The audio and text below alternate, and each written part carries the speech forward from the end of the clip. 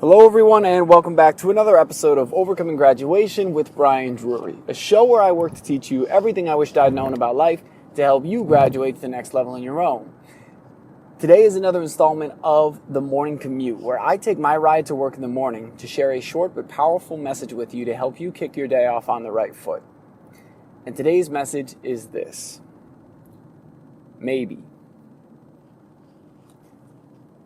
This morning while I was on my run, I was finishing up a 3-hour Joe Rogan podcast interview. So I've been chunking it out over the course of the past day or two.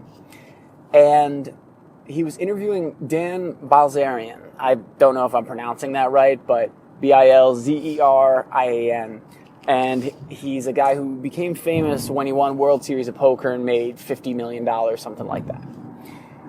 Very interesting guy, and a guy who in many ways I had pegged wrong, because when I looked at his social media, I saw basically rich playboy stuff. You know, I've got millions of dollars, mansions, girls, parties, cars, and I kind of pegged him to just be that. And my brother listened to the interview. He's like, dude, there's a lot more to this guy than I thought. You should definitely check it out. I'm like, it's 3 hours. This was months ago. Obviously, it was 3 hours. I don't have time for that. All our bullshit excuses. And finally, I sat down and just started chunking it out. And there were some very interesting stories and pieces and tidbits that I had no idea about this dude. That he surprised me in many very positive ways. In some ways, I was on base. But an interesting thing about the judgment of like, well, he's just partying and having sex and doing drugs. And well, that's, geez. And it's like, well, is that necessarily wrong? Joe Rogan brings this up. He's like, is that wrong if no one's getting hurt? You know, he's like, are you paying these girls to be at those parties? He goes, no. And he's like, well, okay. If they're having fun, you're having fun, everyone's having a good time, you're just throwing a big party, what's the harm? It's an interesting thing where we see people who have, quote unquote, more than us, you know, what we deem to be more than us, and we demonize them or get mad at them for celebrating that wealth or enjoying that wealth as if they're, you know, oh, they're rubbing it in our faces, or they're this, or they're that. It's like, there's nothing wrong with creating wealth and then enjoying it in the way you want to, as long as you're not hurting other people. So, real interesting interview. And he came to a story towards the end, probably 2 hours and 46 minutes in, or something like that. And he asked if Joe Rogan knew the story of the Chinese farmer. He said, no, I've never heard it. So Dan begins to recount the story. He says, there was a farmer in a small town in China. And he had a farm, he had a horse, and a very peaceful, pleasant life. And one day, his one horse runs away. And all the people in this little town come over and go, oh man, oh God, that's the worst. That's got to be the worst thing that's ever happened. It's terrible. And he goes, maybe. And then the next day, 7 wild horses show up and just walk right into his pen and want him to be their new owner. And the town comes and they're like, oh, this is a miracle, this is amazing, this is the best thing that's ever happened. And he goes, maybe. And then, the next day, his son breaks his leg. And they go, oh, this is terrible. This is gonna take weeks for it to heal. It's gonna throw things off. You're not gonna be able to take care of your crops like you want to. This is terrible. The guy goes, maybe. And then the next day, the army recruiters come around, and they're pulling young men into the army. And they see the son with the broken leg, and because his leg is broken, he can't be drafted into the military. And they go, oh my God, that was good, that was bad. Some people say, well, oh, he can't fight for our country. Some people say, well, thank God he doesn't have to go to war. That's great, that's bad, that's great, that's bad. And he goes, maybe. The whole point is it's all about our perspective. And something that Dan and Joe talked about, and I'm just thinking this is kind of funny. I feel like this is an Inception podcast where I'm podcasting about a podcast.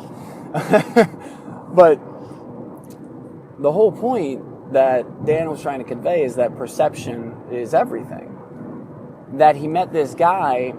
He would throw these crazy wild parties for wounded veterans, for people who had lost limbs, for people who were dealing with, I think, even just PTS, like for soldiers who had gone through things, and he was trying to just show them a good time. And this one guy had lost both his legs and was just the happiest dude. He had the best time. He was positive. He's celebrating. He's joyful. And he goes, listen, man, like one morning they're all hungover. They're all like, this was a rager. They went off. They're all hungover. Everyone's sitting there down, face first into the pile of scrambled eggs and toast. And this guy's just having a ball. He's beaming ear to ear. He's still happy. And Dan goes, dude, aren't you hungover? And he goes, yeah, man. And he goes, why aren't you upset? And he goes, honestly, I want to ask you something. Or what? Not even upset, but why are you in such a good mood? He goes, I want to ask you something too. Like, does it ever bother you that you lost the legs? Does it ever eat at you? Do you ever, wish that it was different? How can you be so... That's the question underneath it. How can you be so happy without your legs? Because we look at someone who we deem to have, quote unquote, less, and we go, and they're happy, and we get mad because we're like, well, I'm not happy with X. How could they be happy with less than that? That doesn't make sense. That's not how the world works. And we get pissed.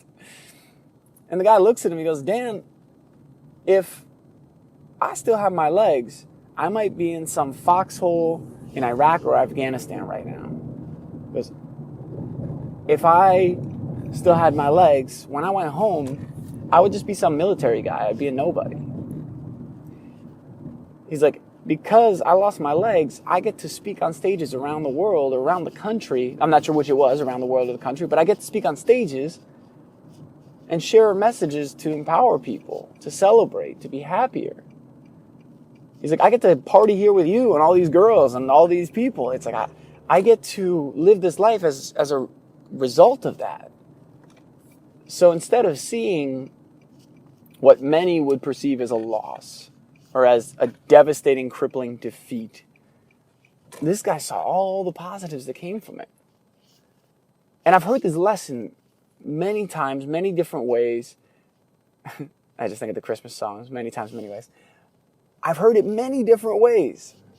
Yet, there's times where it hits differently, or it hits more deeply, or it gets more deeply ingrained. That's why I listen to these messages over and over. That's why I remind myself. That's why I seek these lessons out, because I want them. It's not that I need them, it's that I want them. I want to have that clarity. I want to have that peace, and I want to see all the beauty in life, even when things are tough. Especially when things are tough, too.